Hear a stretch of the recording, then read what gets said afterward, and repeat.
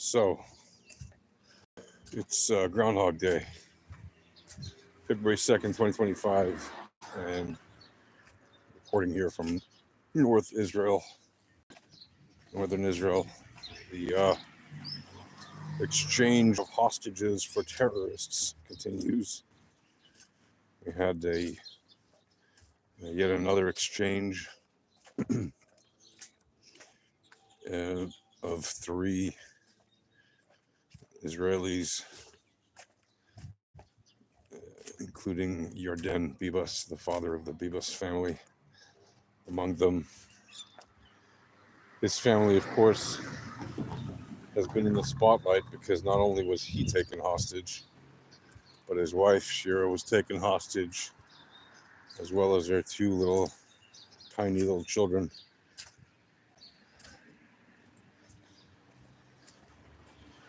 You may remember their youngest child was not even a year old when October 7th happened, and literally spent his first and second birthdays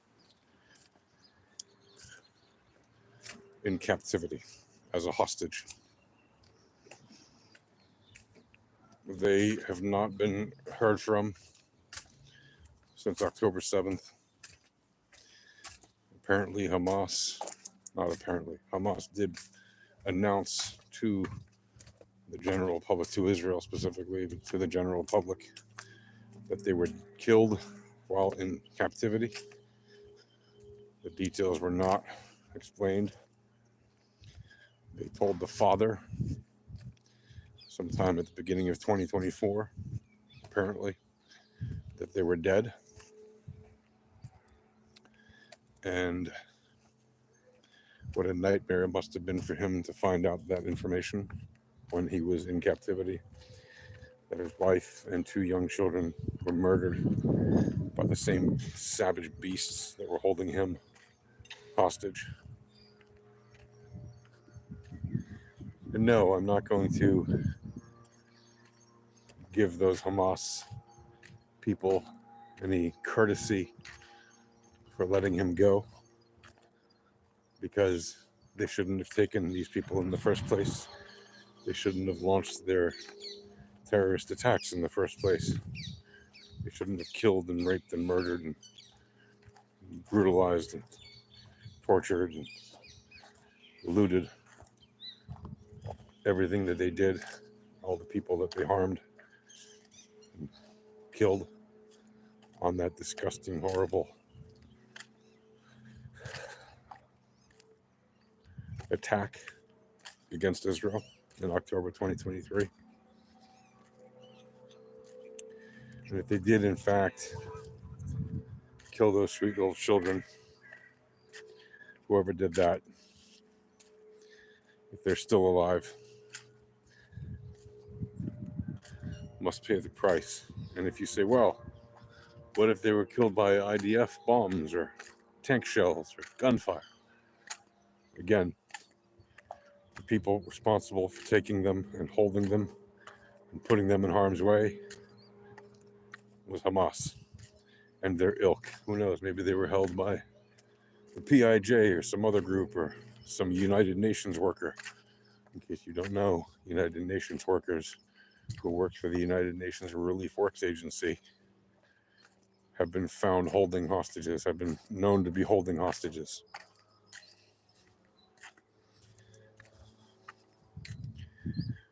So it's not looking particularly good for the mother and those two children, the Bibas family, because according to the agreement, by now, all of the living women and children were supposed to be given back to Israel. Meaning that by now, the only hostages that should still remain in captivity, according to the agreement, are men. And that is not the case with the Bibas family. So it is, in fact, very worrying and of great concern to their family and to all of Israel and people who support Israel and people who just are against the insane activity of taking hostages and holding hostages against international law. It is a war crime. It is absolutely not allowable. It is not a form of resistance. It goes against the Geneva Conventions. Not that Hamas cares about those. They'll use them against Israel, sure. But when it comes to them applying them to themselves, no, of course they don't.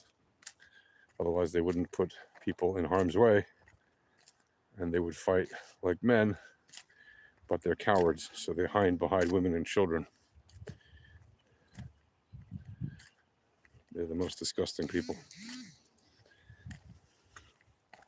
So unfortunately, it looks like the probability is quite low that the Bibas family will be reunited in life. And it must be devastating for the father, Yarden, who was freed from his captors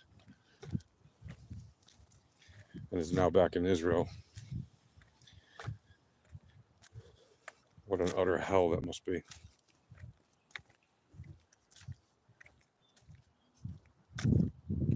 Of course, they could be playing some kind of sick, psychopathic game, right?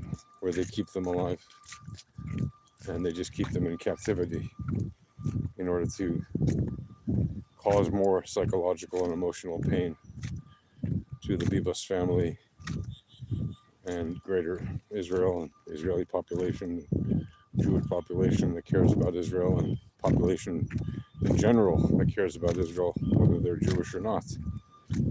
Israel has a lot of friends around the world. We in Israel do appreciate that a lot. Your support means everything, especially when we have so many nations whose governments are bending the knee to these scumbags and their funders, namely Qatar, which is on the one hand a US ally and supposedly mediating the negotiations between Hamas and Israel. On the other hand, they're actively maintaining their support to varying degrees with Hamas, or of Hamas. And yeah, you can tell me, oh, but Bibi funded Hamas. Okay. Before October 7th and after October 7th are clearly very different things. If you're not aware of that, learn a thing. I can't see your messages in the chat, but hello to all of you. It's just very bright and sunny here, so hard to see what you're writing. I'll be in a shadier area in a little while. Hopefully I'll be able to address your comments. But right now it's looking fairly grim for the Bibas family, and whether you're a believer in some religion or not, I hope that you hold their family in prayer or in thought at least, and hope that they come out alive and well, despite the sick games of the Hamas not revealing any information about them since their captivity more than a year and almost a year and 5 months ago now.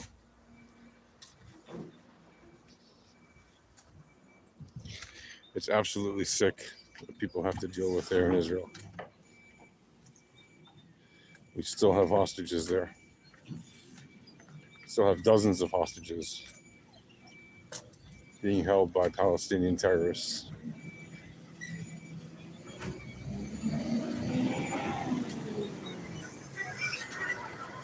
And I know people who are pro-Palestinian but are deluded. If you're really pro-Palestinian, you should be anti-terrorists.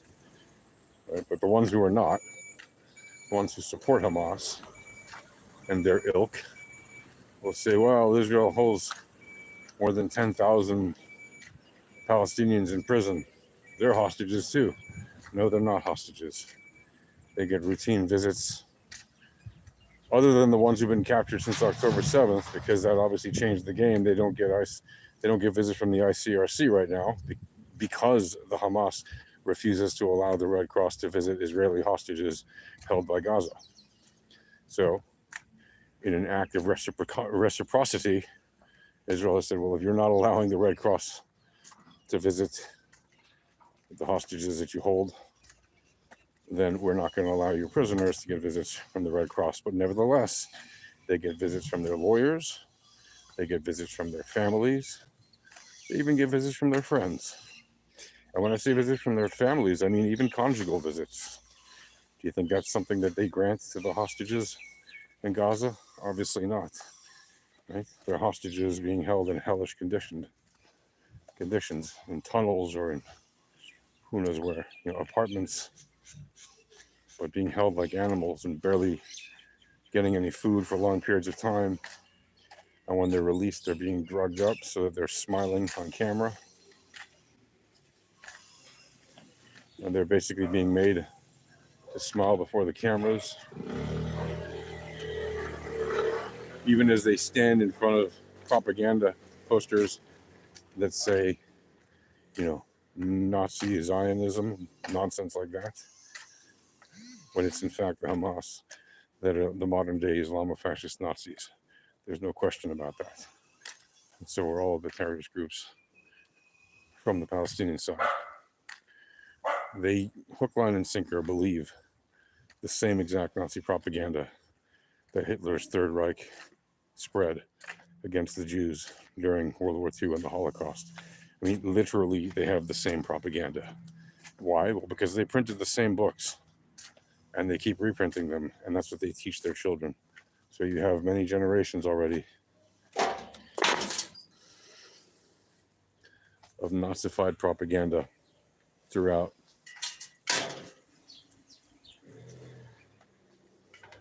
Judea, Samaria, and Gaza among the Palestinian population. Is anybody a kid? Yes, people are kids.